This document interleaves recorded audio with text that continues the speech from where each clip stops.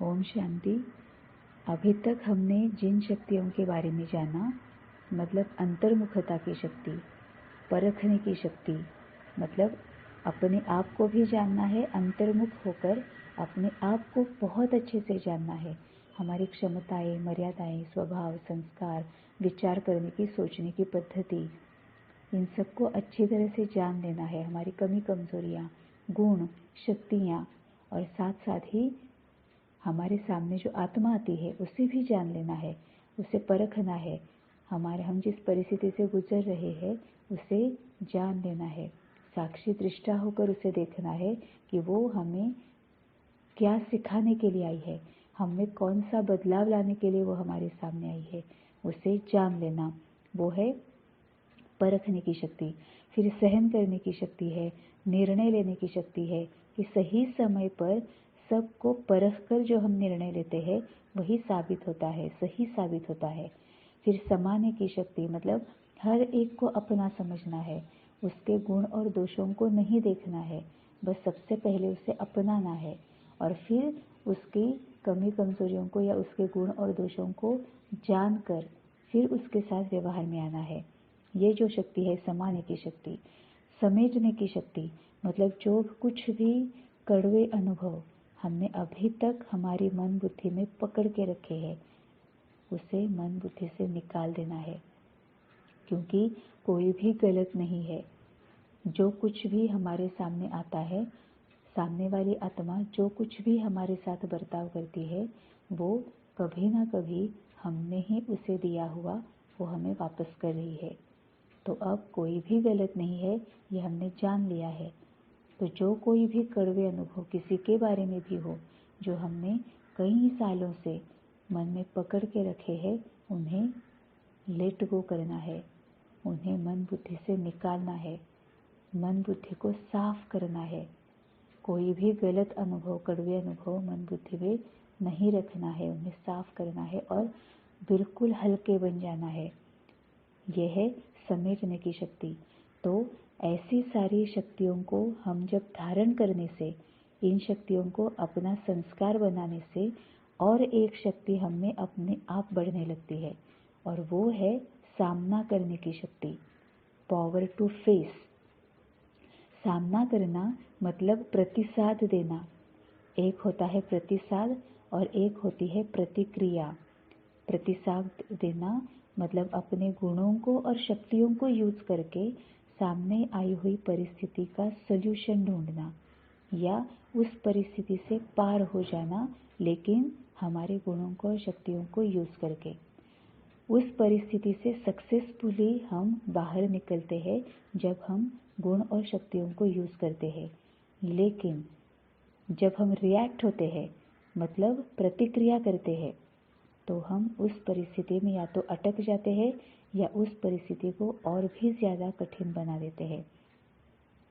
मतलब अगर सामने कोई परिस्थिति आती है या कोई व्यक्ति आती है, तो हम जब हमारे विकारों के वश होकर, हमारे कमी कमजोरियों के वश होकर उसके साथ बर्ताव में आते हैं, तो हम रिएक्ट होते हैं और हम उसमें से, उस परिस्थिति में और ही ज़्यादा अटक जाते हैं। उस परिस्थिति को हम और भी ज़्यादा कठिन बना देते हैं।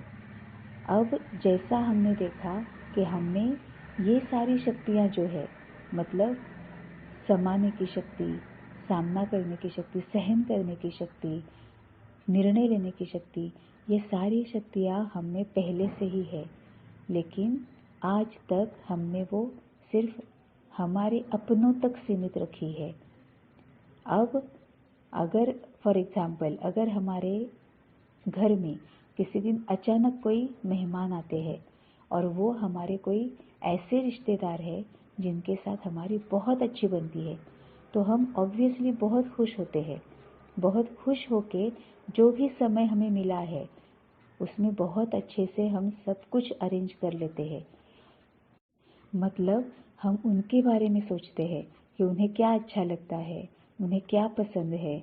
जो भी समय हमारे हाथ में है उसमें हम उनके लिए, उनकी पसंद का क्या क्या कर सकते हैं, ये सब कुछ हम बहुत अच्छे से सोचते हैं और सब कुछ अच्छे से अरेंज कर लेते हैं और उस परिस्थिति से बहुत सक्सेसफुली पार हो जाते हैं। अगर एंड टाइम पे भी अगर कोई हमारे घर पे आता है और वो हमारा बहुत अच्छे से, कोई जिसके साथ हमारी बनती है, ऐसी कोई आत्मा वो है, तो हम इस तरह से उसे प्रतिसाद देते हैं और बहुत अच्छे से सक्सेसफुली हम उस परिस्थिति से निकलते हैं।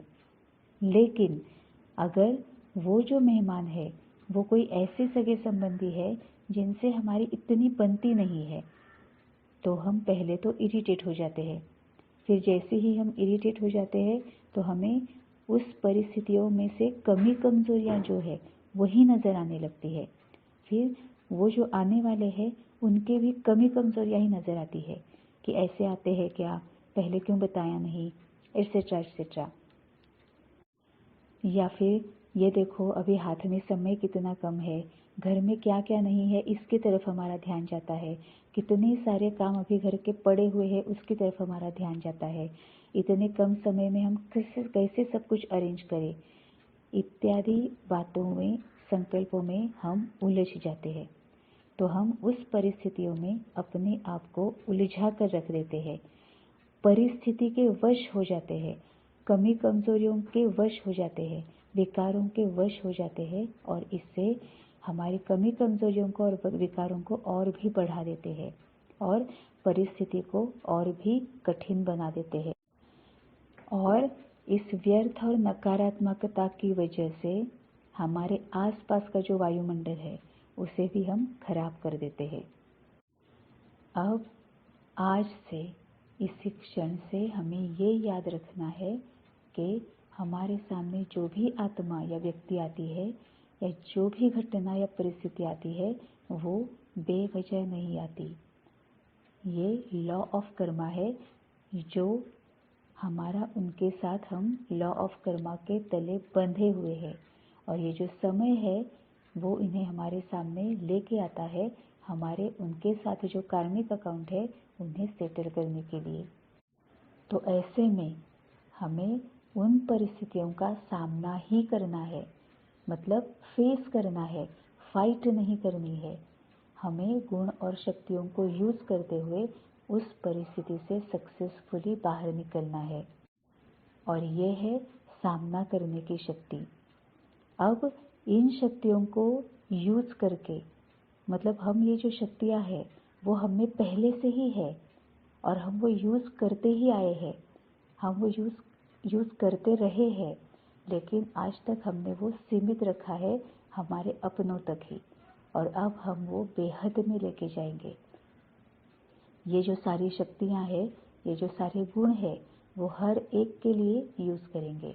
क्योंकि कई बार ऐसे होता है कि हमारे जो बच्चे होते हैं या फिर हमारे बहुत, जिनके साथ हमारा गहरा अच्छा संबंध है, उनके लिए हम कुछ भी करने के लिए तैयार होते हैं, किसी भी परिस्थिति का सामना करने के लिए तैयार होते हैं। अब सामना करते हैं मतलब गुणों को और शक्तियों को यूज करके उसमें से हम भी बाहर निकलते हैं, औरों को भी बाहर निकालते हैं।